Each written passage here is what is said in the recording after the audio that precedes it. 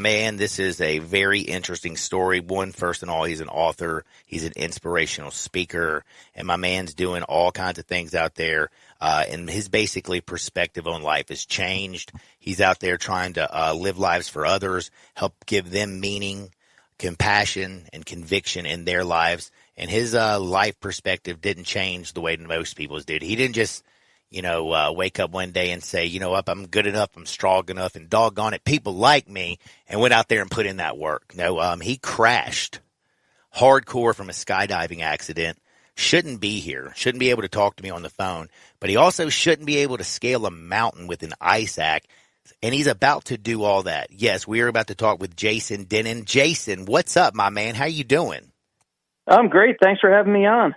Man, first and foremost, I want to paint a little bit of picture about what's going on right now, big picture, and then we'll kind of get into some things. You're about to scale a mountain, like you're going to the Rocky Mountain National Park with an ice axe, and you're going to scale a mountain. First and foremost, why are you doing this? Yeah, well, the 5th anniversary of my big skydiving accident is coming up in June.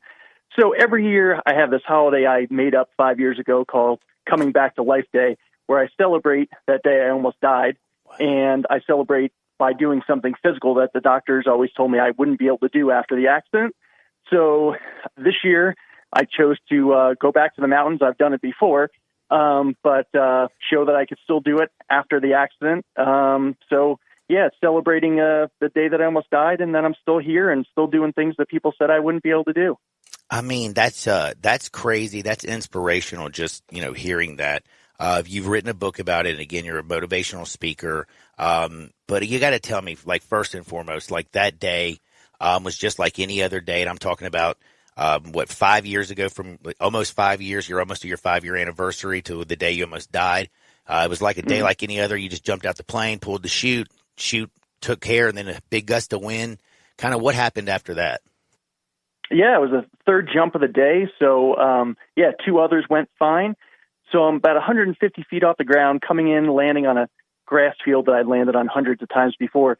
Huge gust of wind picks me up, slams me violently forward, and all of a sudden I see, going from landing on that field that I landed on hundreds of times before, and all of a sudden I see a fence coming up and an airplane hangar behind it.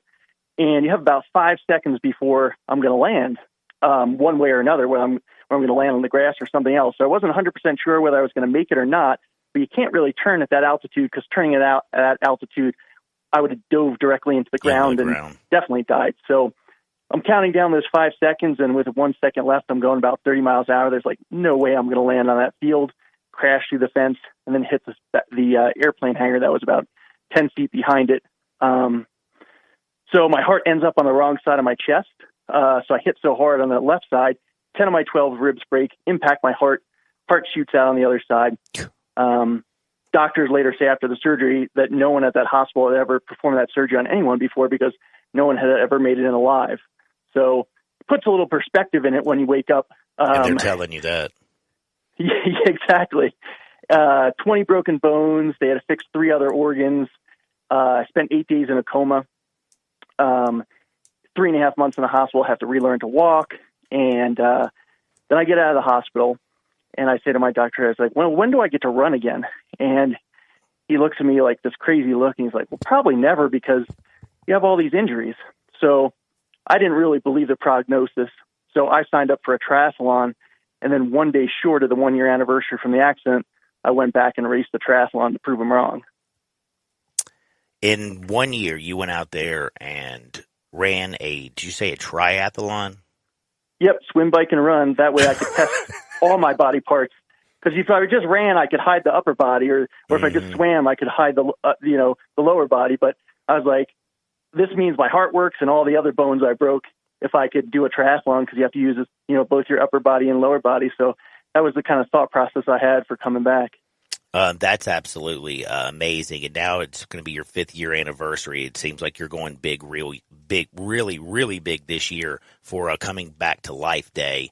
But how did basically this terrible injury. I mean, I can tell one thing. It definitely made you one determined son of a gun. Like, I mean, if you say you're going to do something, I believe it. But what are some of the characteristics? Like, what was it that changed your perspective? I've always been told this, and it's just an old saying that I was told by like a baseball coach or whatever. When he'd get angry or something, I don't know if he was trying to motivate us, but he'd be like, if you want to take the island, burn your bleeping boats. Then you'll take the island. And he'll talk about, when it's about, you're either going to succeed or you're going to die, and try to put this whole different perspective on a bunch of young kids.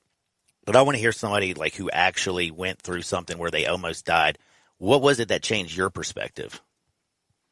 Yeah. I mean, going into the accident, I wasn't really super happy. I was working way too many hours, not spending enough time with the people I loved, and I'm trying to break this cycle.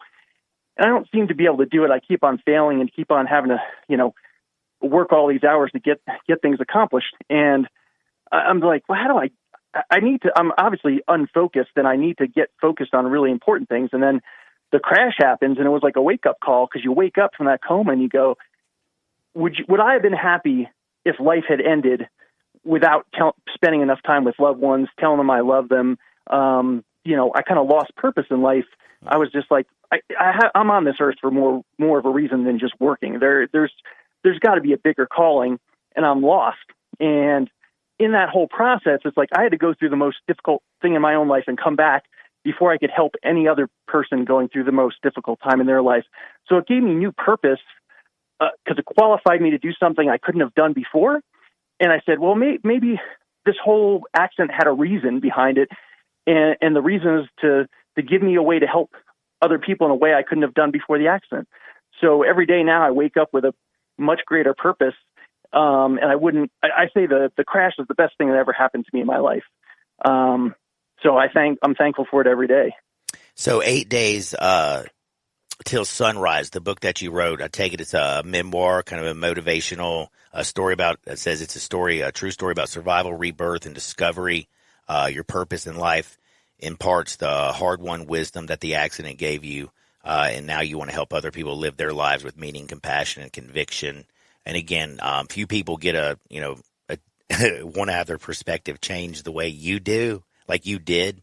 But again, you figured out that, before it's all too late, you only have one life to live. So go out there and basically fulfill it. Can fill me in about 8 days till the sunrise. Yeah, it's a book that takes you from the day of the accident all the way through racing, and then what I'm doing after the recovery to help other people. And it really talks about the ups and downs. I mean, it wasn't like I woke up from the coma and it was like, oh, I'm ready to do a race. I mean, the 10 weeks of laying in the bed and not being able to move really made me reassess my life. And it was one of the hardest things I ever went through, but I needed that hard time to reassess my life, focus myself, and hit bottom kind of before I could rise back up and do that race again. So it takes you through the whole journey, the things that happen along the way, the lessons learned. And I think, you don't have to run into a building at high speed to go through difficult times. We all go through difficult times, and that's something we all have in common as human beings. And those lessons really to come back from those difficult things, whether it's a car accident or it's whether, a family member dies or something like that, all the steps to come back are the same. So I think that's, it's not about, I say that the story's not about skydiving. It's not about triathlon. It's about how to come back from something that's difficult, because you can use all the same things that I used. And that makes that makes a ton of sense. It sounds like a book that everybody needs to read, because no matter what, everybody's rock bottom, it looks different. But I feel like, that's just part of life. Everybody's going to go through hard times. Everybody's going to hit their bottom. And it's how you get back on top, how you get back up. And it sounds like your book is definitely going to help you, put a little perspective and maybe change your perspective. Look at your family, your friends, your work, everything around you a little bit different. But I got to ask you, since it's the 5th year anniversary, and like you said, you're about to climb the mountain over there. And where are you going to be again, over in the Rocky Mountains? Yeah, Rocky Mountain National Park, Mount Ypsilon. It's a ice/snow route that leads to the summit. So, have you done this before, at least? I have. Yeah, I have the skill and I have the knowledge already. It's not a crapshoot. I know what I'm doing to go up there. I just haven't been up there in a long time because, the recovery takes a long time. And first it was triathlon, and now it's going after this as a goal. So, sometimes it's one thing at a time. Oh man. So, June, you'll be doing this again. It'll be your 5th anniversary coming back today. Everybody, I hope, goes out there and gets the book. Any other parting knowledge you want to drop on us, Jason? Yeah, I would say don't give in and don't give up. There's always somebody that's trying to put a limit on what's possible for you. And the important thing I did was not listen to anybody's limit that they were putting on me, because I wouldn't be where I am today if I listened to other people and what limits they were putting on me. So, and also you have an amazing amount of strength inside that sometimes you don't give yourself credit for. And sometimes you don't see that come out until you're in your toughest part in life. So give yourself credit. You're strong. You have everything inside you that you've been building this entire life, all the lessons you've learned through a lifetime, and you just need to apply it when you start going through that tough time. And I hope everybody goes out there and gets the book, 8 Days Till Sunrise. I take it the 8 Days Till Sunrise was the 8 days you were in the coma? Oh, yeah, that was the dark period of 8 days where I wasn't sure I was going to survive, and I came out of it, opened my eyes, and the doctor looked down on me and said, you're lucky to be alive. And I said, thanks for helping me. And I reached up my broken hand and gave him a little high five. So that was the beginning of the comeback. And everybody should go to jasondennen.com. That's Jason, DENNEN.com. And also, you have an Instagram, don't you? I do, JWD Boulder, BOULDER. So you could reach me there, too. All right. Hey, Jason, be blessed, man. I appreciate you giving us a little bit of your time, man, and go scale that mountain. Yeah, thanks for having me on today. Have a great day. That is Jason Dennen, and I'll tell you one thing, very impressive.